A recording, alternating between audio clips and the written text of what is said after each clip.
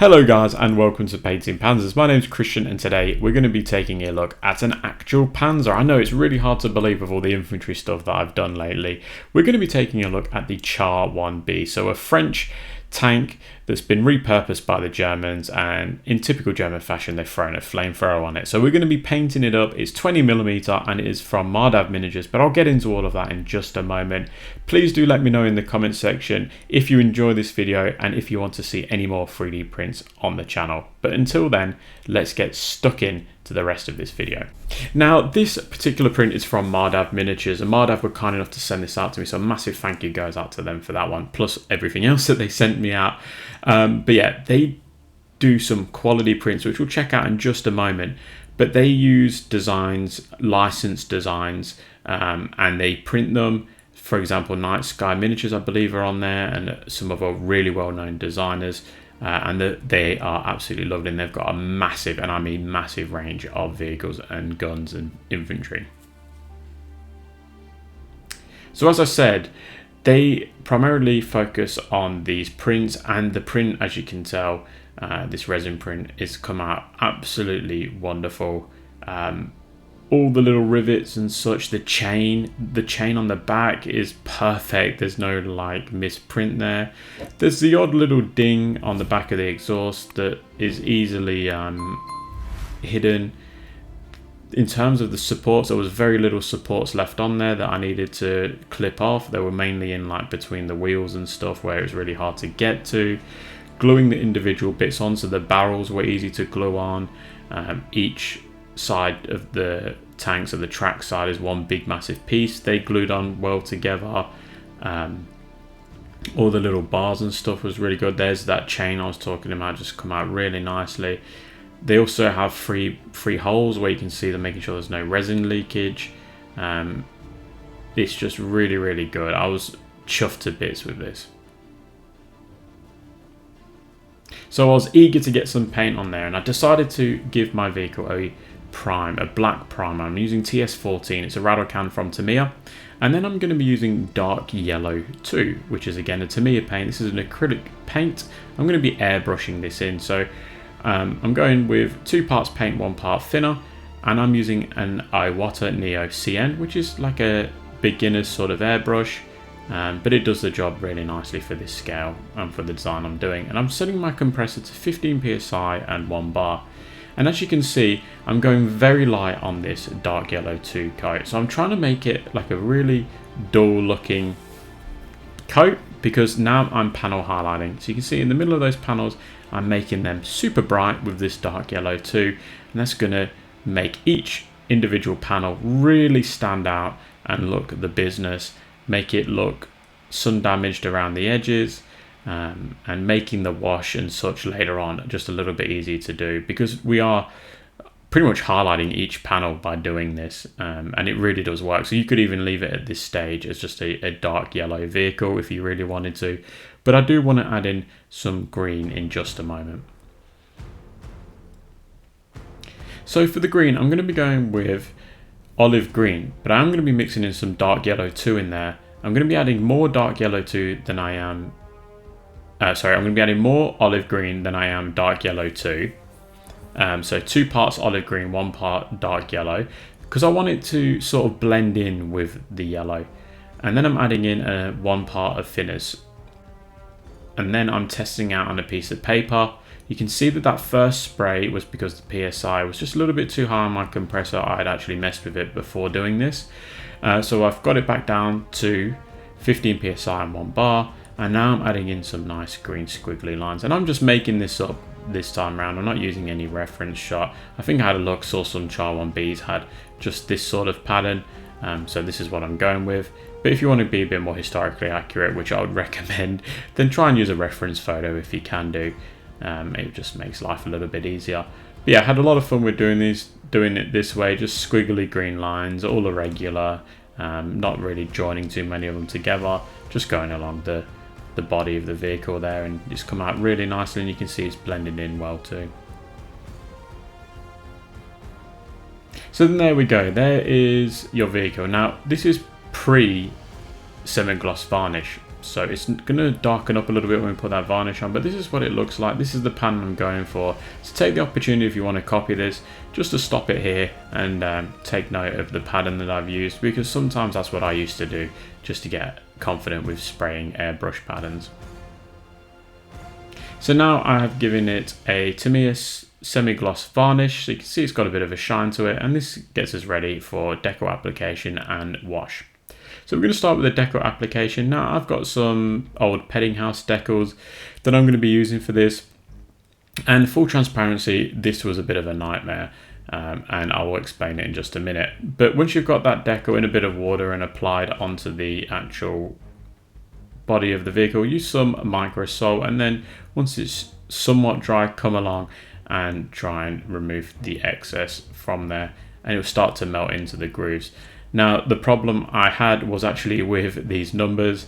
I don't believe I let it dry for long enough, and when I came to give it another semi-gloss varnish, it sort of frosted inside of there, and anyway I had to rip them both off and respray the whole turret again, hence why you can only see the body here. So yes, make sure you've given it that Tamiya semi-gloss varnish again, because that's going to help hide that film of the decal and blend it in with the body better, and then you can come along and give it a wash. So I'm using it's a Tamiya panel wash.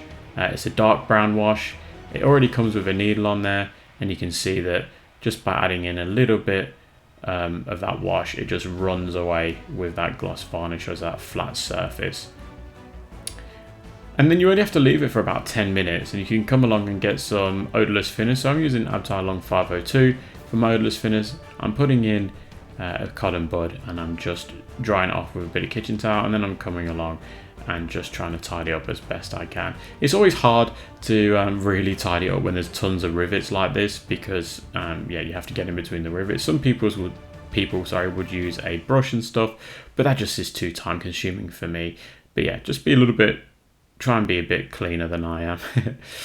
So for the tracks, I'm going to be using black. Now I know you're probably screaming at me if you're new to the channel. If you're not, you'll know that this is my go-to, but I'm going to be using black. But bear with me, we will be making these look a little bit better in a short while. So for the exhaust and the part of the flamethrower that's on the front, I'm going to be using burnt umber. I also believe that this might be part of the actual flamethrower system. So yeah, let me know in the comment section if that's the case. I'm also painting the chain in that color as well. And there's the actual flamethrower, so I'm painting that too. I love this print, guys. I'm obsessed with this Mardav print. It's just absolutely fantastic. So black grey is what I'm going to be using for the metal item. So again, another great thing about this print is it's full of equipment. So we've got lots of things to paint. This bucket I added on myself. So yeah, you won't be getting that bucket in the print. So flat earth is what I'm going to be using for the wooden areas on the print. I also added in the bag and the jerry can that you can see at the back as well, just to give it a little bit more life, as well as this bag as well. So I'm painting that in German Field Grey World War II, and that's just hiding a little tiny hole that I couldn't patch up. So if you do want to add some storage and you want to paint your jerry can, I'm using Middlestone for that one, which gives you that German yellow colour. And then Luftwaffe Uniform World War II for any sort of lights or windows. This is a really good colour for that. Now with all of that painted and dried, we can go ahead and use no oil and technical medium at a 1:1 ratio, or it's Lafmium medium is the actual correct word for that. It's just their thinners for the wash, and just apply that rigorously all over what you've just painted, and then we go over it all again. So we're going over the metal items in black grey, and then I'm going to be giving it a layer of black grey and basalt grey at a 1:1 ratio. And this is where I'm just focusing on the important areas here. So you can see I'm painting the top of that axe as well as the bottom there. Now I'm really just focusing on the outer edges, because this is the final highlight of Basalt Grey. So I'm just focusing on those outer edges now, just scratching it on there. You can see there's very little paint on the tip of that brush too. So yeah, just taking your time, very little amount of paint. So for the wood, I'm just going to be scratching on a flat earth. There is no real method. As you can see, I'm literally just scratching it on randomly. There's no like painting this panel or this bit and that bit. I'm just scratching it on. And I like the variety that it gives by doing this. It simulates wood grains, etc. So flat earth and orange brown is what I'm doing now. And then orange brown for the final highlight. And this is what's really going to brighten it up. But you want to put, this is the least amount of paint you want to put on now. This is just adding in a little bit of brightness. Now for the exhausts and the chain and such, I'm going to be using German camo black brown and orange brown at a 1:1 ratio, just to give it a bit more of a rusty colour.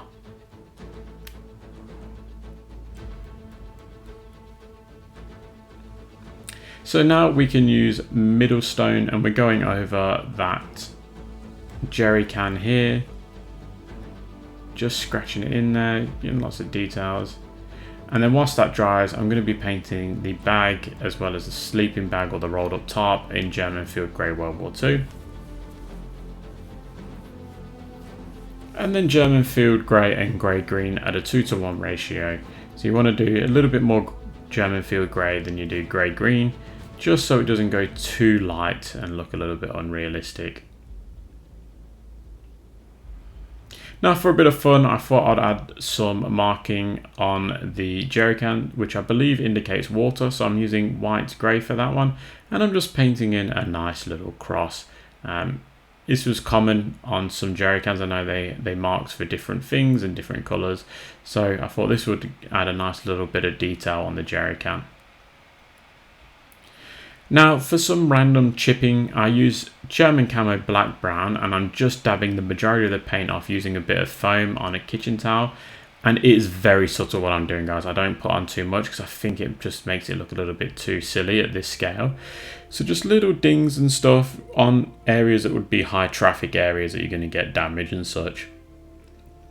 Now burnt umber dry brushed on the track. So I said that I'm going to tell you how I paint the tracks, and that's what I'm doing. So we're going really hard here, and I'm making sure that I'm not just hitting the tracks, I'm actually hitting around where the tracks would be, because this burnt umber makes for a fantastic looking sort of like dusty mud. You know, if you are doing a dry brush, that's what you want to try and achieve. And then finally, I want to get the dust and dirt set, pigment set, and I'm going to be using the lighter sandier looking color because it will dry darker, and I'm applying it vigorously all over the place, on the tracks, on the body, obviously not on the high areas because we're going to be trying to give it a dusty, dirty look because it's an infantry support. And then once you're happy, give it a spray of Tamiya Flat Clear, and you'll be laughing. Now if you do give it a spray of Tamiya Flat Clear and it ends up getting rid of a lot of what you've done, which would happen because it's just a pigment, you can reapply it or you can use a pigment binder. But for this particular vehicle I didn't do that, so it just shows you can use that flat clear varnish, but sometimes it doesn't work out the way you want it to, but in this case it certainly did. So overall, I'm very, very happy with how this vehicle came out. I think it's really, really nice. It's a superb print, a superb sculpt, just ticks all the boxes, and it's really making me want to get rid of all of my plastic kits and just start doing some 3D prints because it just saves a lot of time from assembly and they just look fantastic. But I'd be keen to know if you've experienced Mardav miniatures, how you found them. Do you like this Char 1B? Do you know what I'm going to be using this Char 1B for? I'll give you a hint, it involves somewhere in Holland. But yeah, really, really happy with this. A massive thank you goes out to Mardav Miniatures for sending me this, as well as my YouTube channel members and patrons. You guys are all bloody awesome. And a special mention, as always, goes to those aces. So that's Patrick, Oscar, Panzer Jim, Colin, James, Mikey, Mike, Lack of Foresight Gaming, Eric and Rothgar. You guys are all champions. Thank you so much for being those aces. Alright guys, I'm going to leave it here. Don't forget to let me know in the comment section what model you'd like to see next. And until then, I will catch you at the next one.